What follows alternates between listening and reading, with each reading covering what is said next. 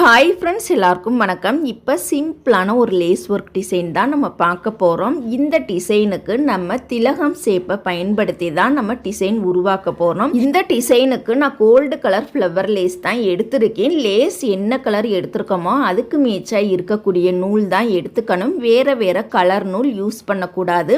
இந்த ஃப்ளவர் லேஸில் பார்த்தீங்கன்னா ஃப்ளவர் மேலே தையல் வரக்கூடாது. லேஸ்லேயே இந்த ஓரத்தில் ஒரு தையலும் அந்த ஓரத்தில் ஒரு தையலும் நம்ம போட்டு எடுத்துக்கலாம். இந்த டிசைன் தைக்கிறதுக்கு லேஸ் கண்டிப்பா நம்மளுக்கு 1.5 மீட்டராவது நம்மளுக்கு தேவைப்படும். இப்போ இந்த சைடு நம்ம அழகா நீட்டா தச்சு முடிச்சிட்டோம். இந்த சைடு தச்ச மாதிரியே அந்த சைடுமே நம்ம அழகா நீட்டா தச்சுக்கணும்.